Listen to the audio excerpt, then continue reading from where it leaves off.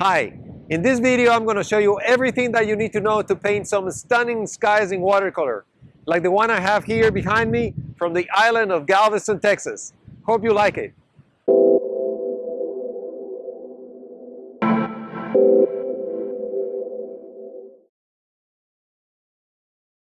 Welcome to Mastering Skies in Watercolor, the ultimate guide to creating breathtaking and realistic skies using watercolor techniques. In this comprehensive video, I will take you on a journey from the very basics to advanced concepts, empowering you to paint skies with confidence and accuracy. We will begin by exploring the importance of skies in watercolor and how they can transform your paintings. You will learn about the essential setup and materials needed to create stunning sky paintings, ensuring you have everything you need to get started. Building on this foundation, we will explore basic concepts such as atmospheric perspective, techniques, and image editing for reference. These concepts will provide you with a deeper understanding of how to create depth and realism in your sky paintings. Additionally, I will guide you through 4 full demonstrations, where you will witness the magic unfold as we paint skies step by step. I will share my knowledge and insights, revealing the secrets behind creating skies that captivate and inspire.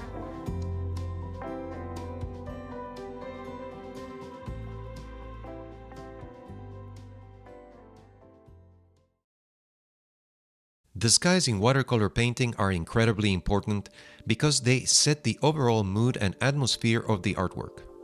A clear blue sky can create a sense of calm and serenity, while stormy clouds can evoke drama and tension.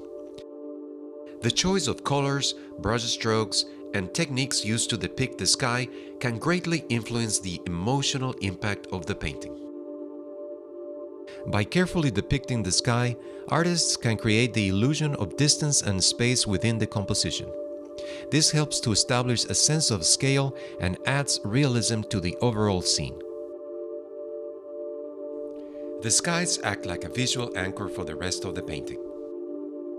The contrast between the sky and the other elements can create a dynamic composition and draw the viewer's attention to the focal point of the artwork. When it comes to choosing brushes for painting skies, I recommend the following 3 types: squirrel hair brushes, goat hair brushes or hake, and synthetic brushes. Each type has its own unique characteristics and advantages. The squirrel hair brushes are known for their exceptional water holding capacity and softness. They are excellent for creating smooth flowing washes and blending colors seamlessly.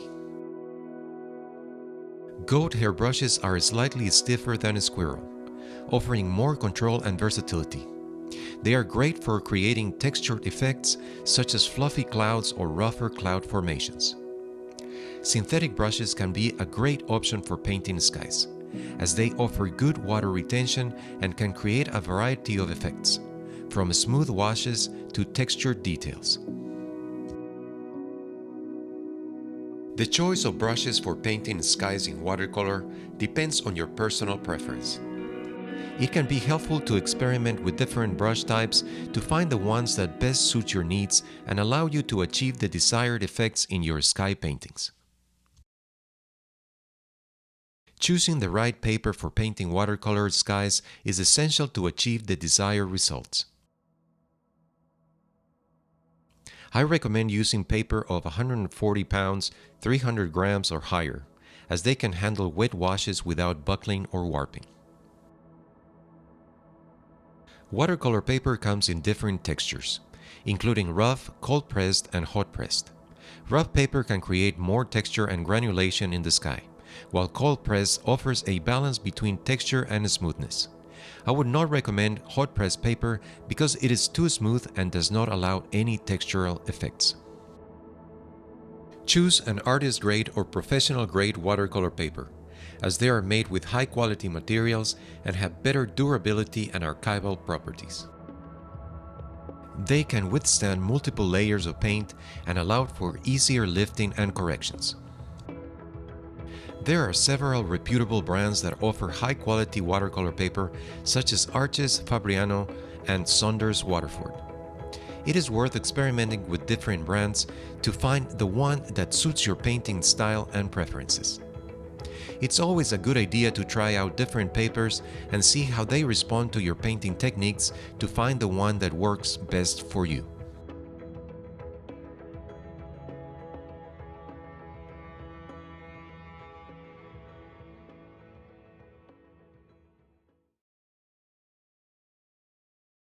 I recommend using a palette with compartments for painting skies in watercolor.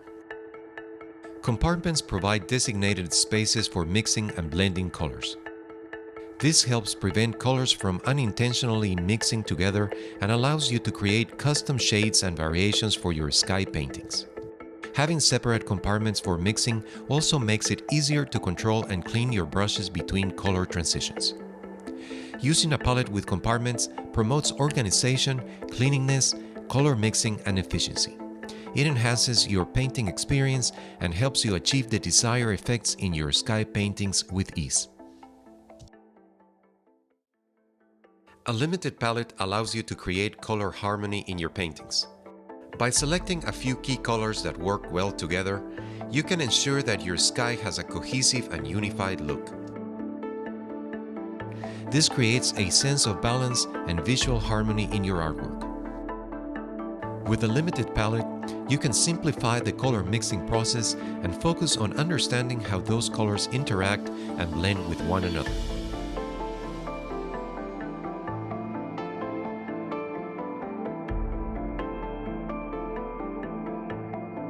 Working with a limited palette gives you greater control over your color choices. It allows you to be intentional and deliberate in selecting the colors that best represent the mood and atmosphere of the sky you want to depict. This control helps you create a more focused and impactful painting.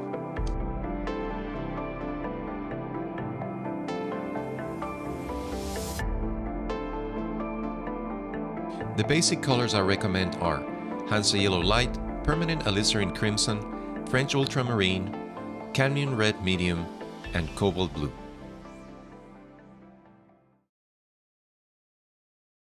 Setting the paper at an angle of 45 to 30 degrees allows gravity to assist in the flow of water and pigment.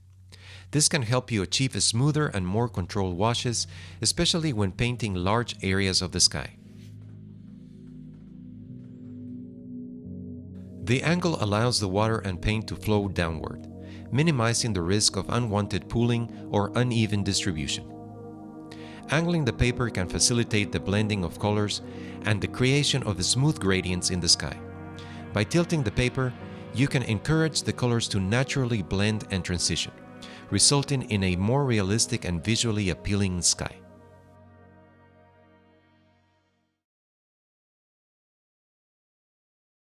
Atmospheric perspective is a crucial concept to consider when painting skies in watercolor. It refers to the natural phenomenon where the appearance of objects and colors change as they recede into the distance due to atmospheric conditions. Applying atmospheric perspective to sky paintings involves using lighter values, cooler tones, and softer edges for distant skies, while employing darker values, warmer tones, and sharper details for the foreground.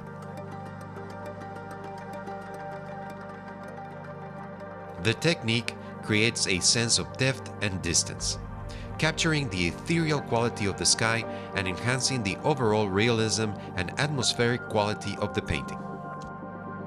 In reality, clouds that are closer to the viewer appear larger, while those farther away appear smaller due to the effects of distance and perspective. By scaling the size of the clouds accordingly, with larger clouds at the top of the page and smaller clouds towards the bottom, you can effectively convey the illusion of depth and distance in your clouds, enhancing their realism and creating a more dynamic composition. It is a common mistake to draw clouds within the boundaries of the paper. Allow the clouds to extend beyond the edges of the paper, creating a sense of openness and giving the impression that the sky continues outside what is visible on the page. When capturing the daylight in watercolor, begin by applying a thicker mix of paint at the top of the paper, gradually transitioning to lighter tones as you move downward.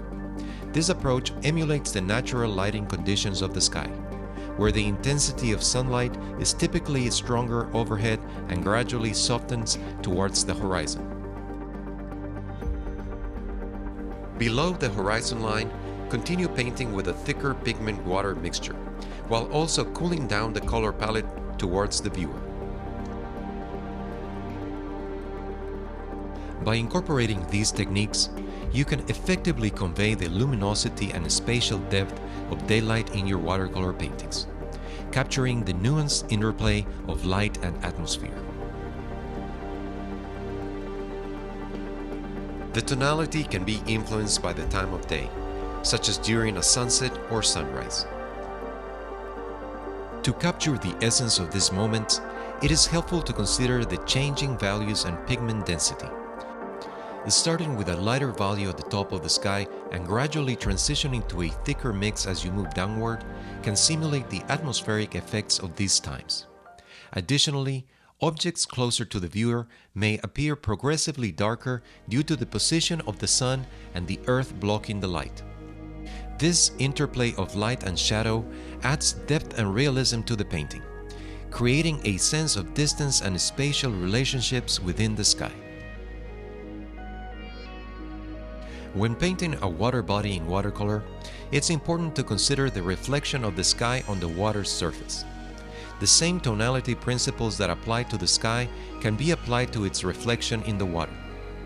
Just as the sky transitions from lighter values at the top to darker values towards the horizon, the reflection in the water should follow a similar pattern.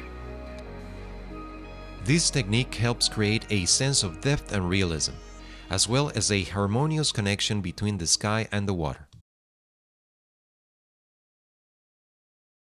Regular cameras without the aid of expensive lenses do not capture atmospheric perspective in the same way as the human eye. They operate differently and have limitations in replicating the complexities of human vision. The human eye has a remarkable ability to perceive depth, contrast, and subtle variations in color and tone. It can dynamically adjust its focus, aperture, and sensitivity to light, allowing us to perceive the effects of atmospheric perspective. Our eyes can adapt to different lighting conditions, perceive fine details, and distinguish between objects at different distances. For these reasons, when using a reference image for painting a sky in watercolor, Photoshop becomes really helpful. For example, with this image that will be used in one of the demonstrations, the sky seems to be super saturated and we need to lighten the value so it will translate well when painting it with watercolor. Remember that the beauty of the medium relies on its transparency. If we would try to paint this image at this intensity, we would probably use the entire tube of paint. Using the polygonal lasso tool, I masked the sky area. Then using the image adjustment levels fader, I lightened the section to send it to the back. I will do the same for the medium area of the painting at the horizon line, adjusting the level accordingly.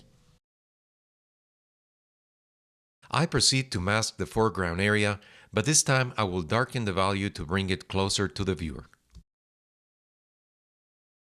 And will edit the remaining reference images to be used for the demonstrations, applying the same principle.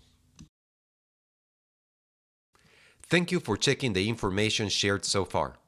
I hope you've enjoyed it. Please consider liking and subscribing to my channel for more engaging art-related content. Your support means a lot to me and helps me create more valuable content for you. Also, your feedback and comments are highly appreciated. Please feel free to share your thoughts and suggestions in the comments section below. In this demonstration, I start mixing a medium consistency orange hue using Hansa yellow light and alizarin crimson, adding a touch of opaque white and Naples yellow to give it a hazy look, resembling the reference image. Then, I mix a lighter and yellower mix using the same colors. I continue mixing a thicker density red to have it ready for when moving down towards the horizon line.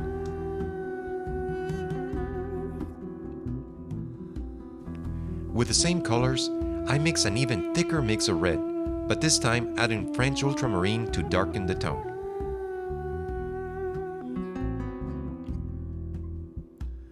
Finally, I prepare a medium density orange mix to have it ready for the water in the foreground. Before starting the wash, I add a bit more water to the first orange hue, making sure it is mixed very well.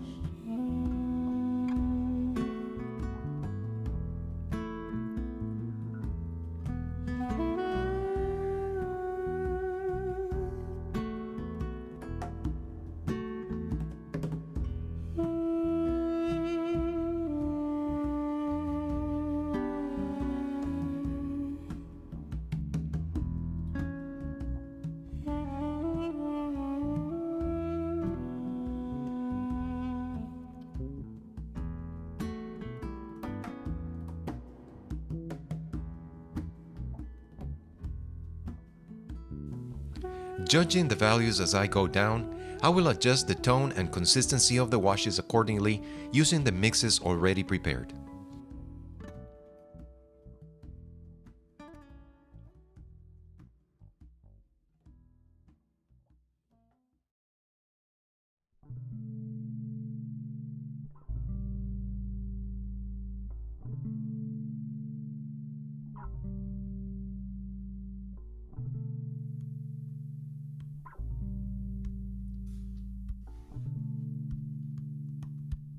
I continue adding red to the hue, ensuring it is thicker than the last brush stroke, following the reference image.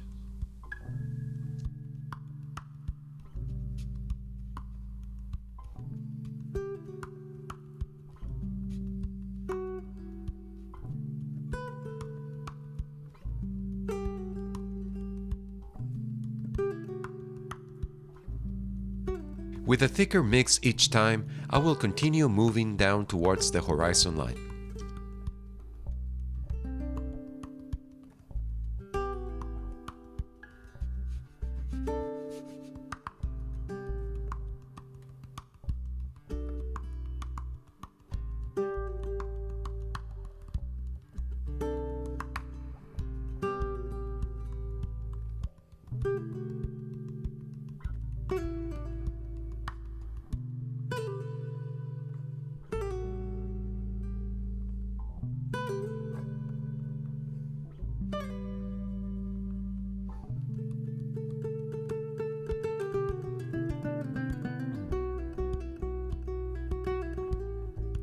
I finish the wash on the foreground by mirroring the tones of the sky on the horizon.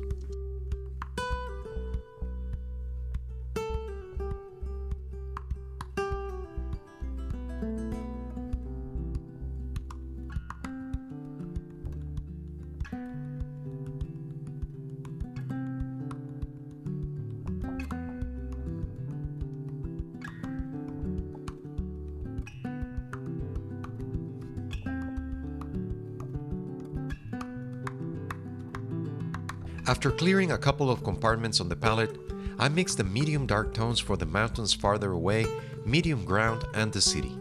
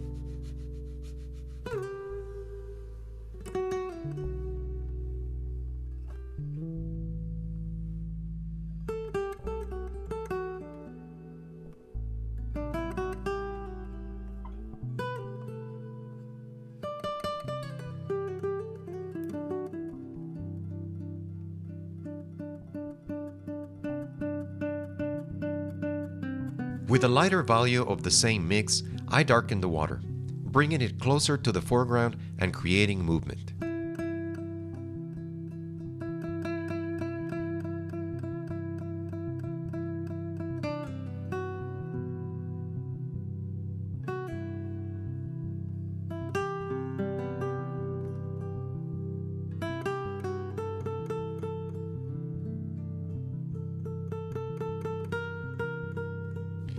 I finished the painting by adding a few suggested details to the city and scattered lights with opaque white.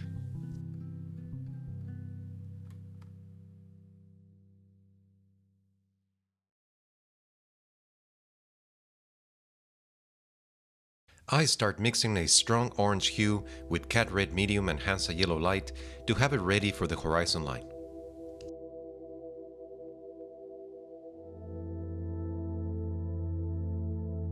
Using the same orange mix and adding manganese blue and French ultramarine, I am able to obtain a strong base gray for the clouds.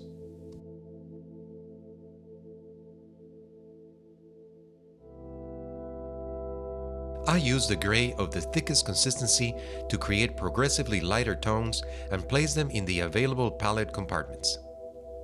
Also adjusting the hue to create a subtle variety of grays.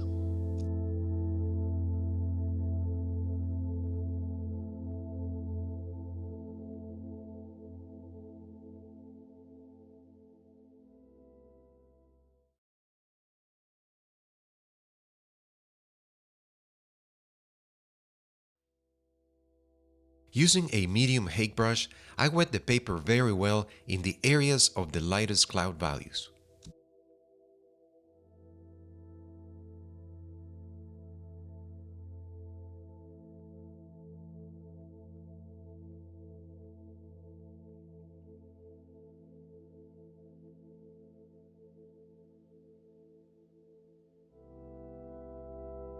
Making sure the pigment is mixed very well on the palette, the clouds are painted from the lighter to the darkest tones.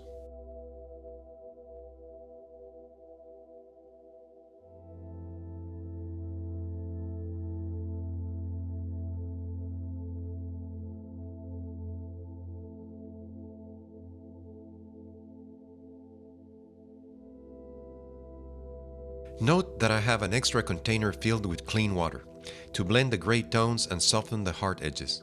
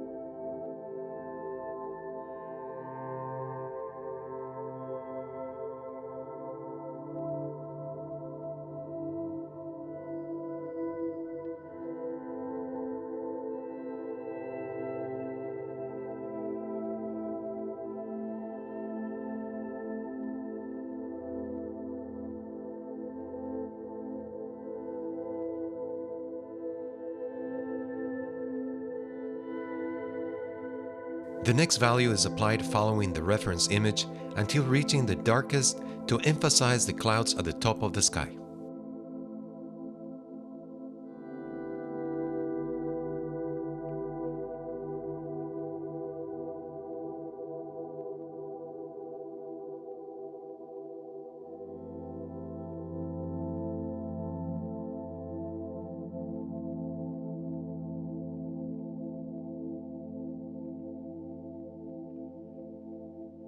Judging the value, I lighten the orange mix to paint along the horizon line.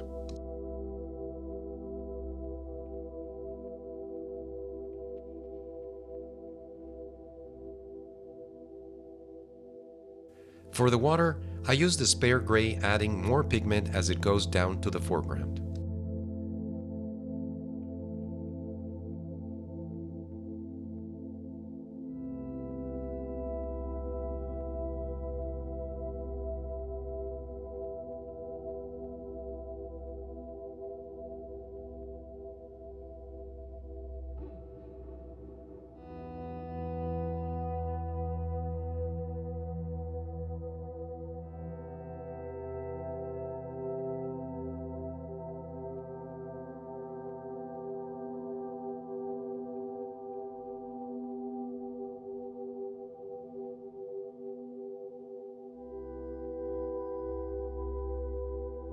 I emphasize the horizon line a little bit to give the painting a sense of depth.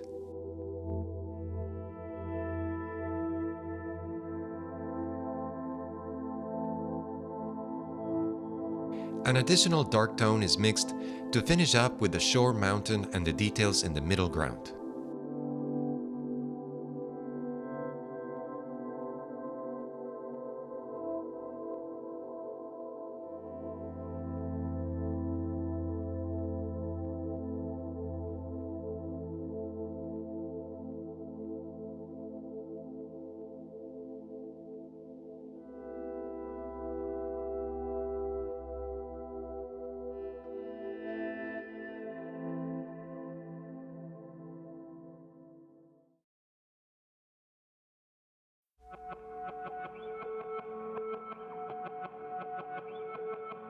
I start by mixing the grays for the clouds using a combination of manganese blue, alizarin, and Hansa yellow.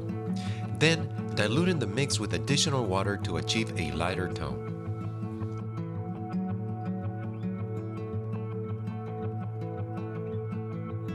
Blue skies can be created by mixing cobalt, manganese, or cerulean blues with French ultramarine. I prepare a dense mix of blue with manganese and ultramarine, and incorporate the other two primary colors to slightly desaturate it.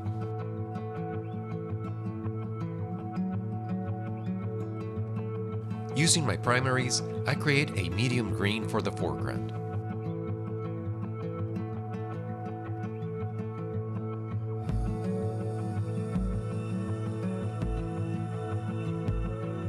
With a medium hake brush and using clear water, I paint the shape of the clouds. Using water with a bit of pigment can be helpful to keep track of where you have placed the shapes.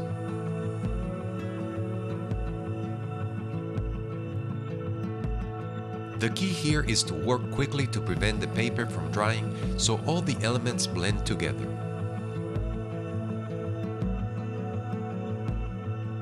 I paint the gray of the clouds with the lighter values first, building up to the darkest shades, mainly on the top shapes. I thoroughly mix the blue combination, and at the same time I dip a second brush on the clean water container to blend the edges as I paint. Following the stronger values based on the reference image, I start with the blues on the top left, and then add more water to the mix as I move downward.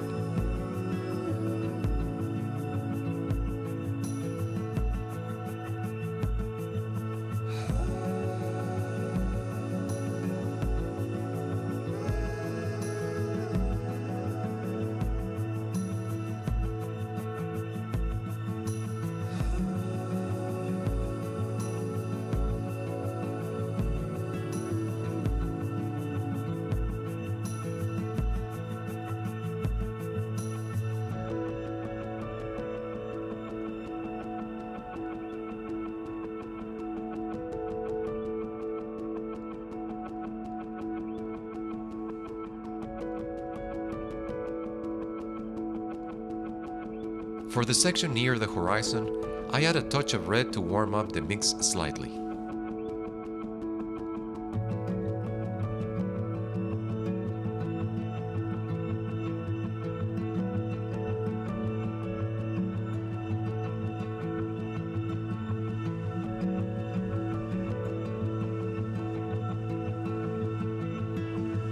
I add more yellow to the green mix to start near the horizon and gradually increase the water pigment ratio using blue hues as I go down.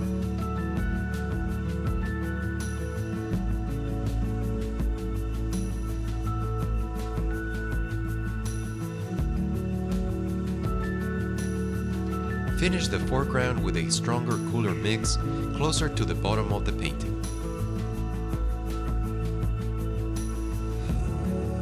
Lastly, I prepare an even stronger green for the foliage in the distance.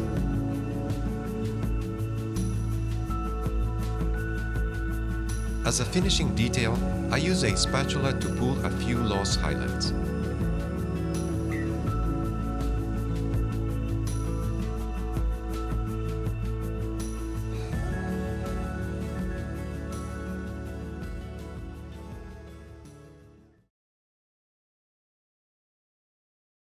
I prepare a mix of purple hues for the initial background wash using alizarin red and French ultramarine. The clouds will be done on a second layer.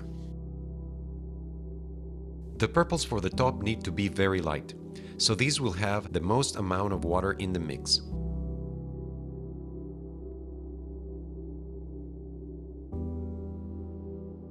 To keep harmony in the painting, I will limit the palette to only 3 hues: Hansa yellow, alizarin red, and ultramarine blue, except for a few hints of cat red on the stronger reds that will be mixed later on. The palette will be pushed to its limit by preparing and having ready all the mixes needed for the sky.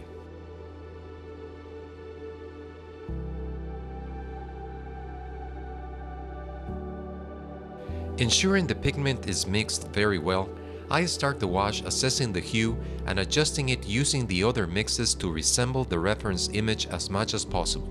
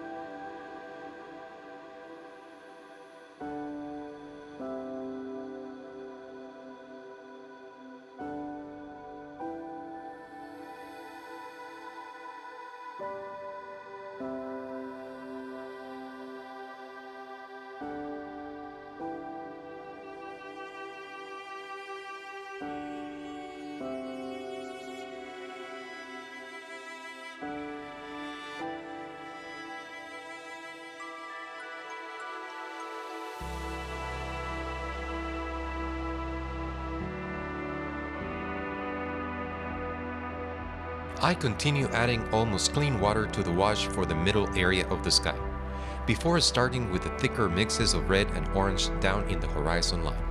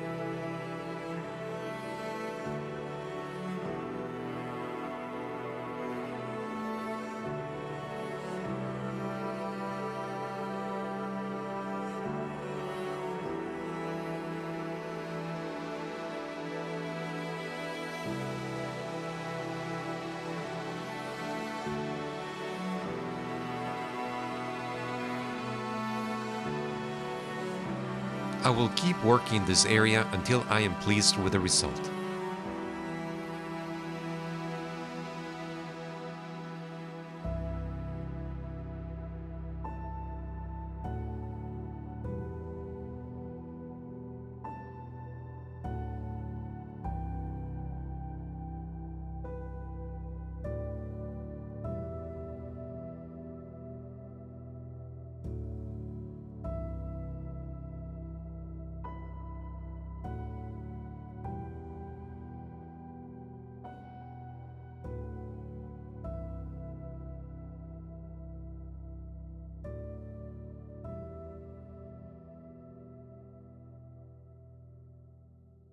With clean water, I lift some pigment, breaking the purple mass to make the sky more interesting.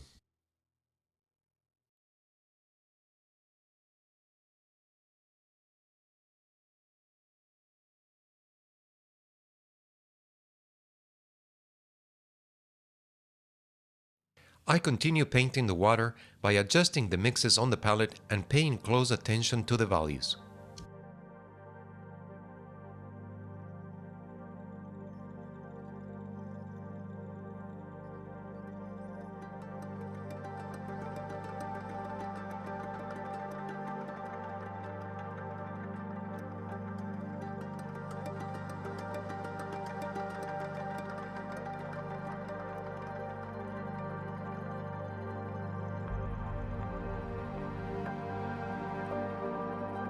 Then finishing up with a cool tone at the bottom.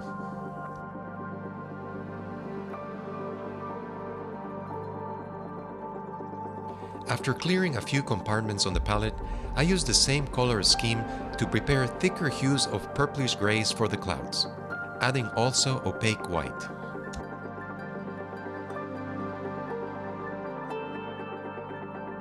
After replacing the container with clean water, I use a Hazy brush to wet the entire sky area very well.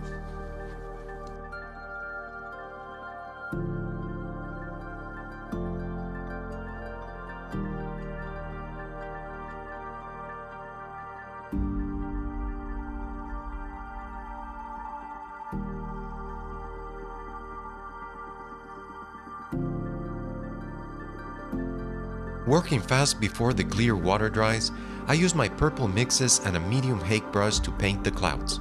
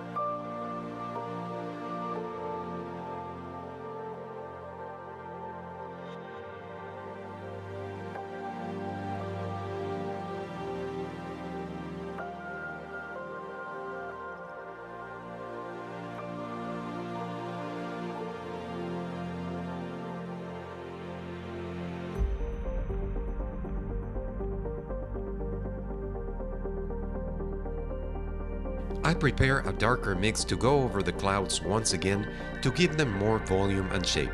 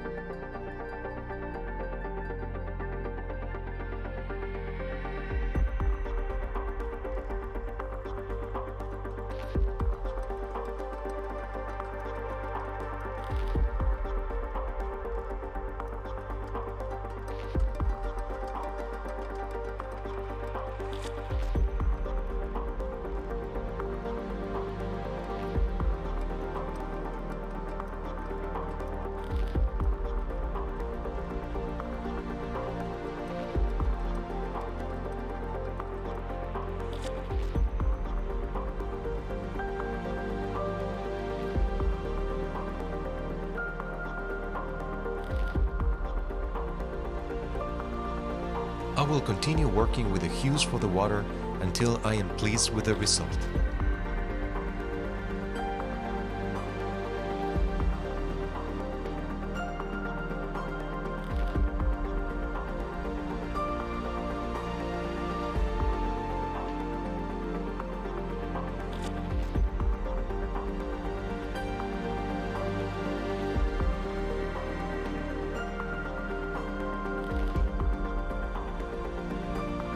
Thank you for taking the time to watch this video. I hope you found it informative and useful for your art. Your feedback and comments are highly appreciated as they help me improve and create content that resonates with you. Once again, thank you for your support, and I look forward to hearing from you.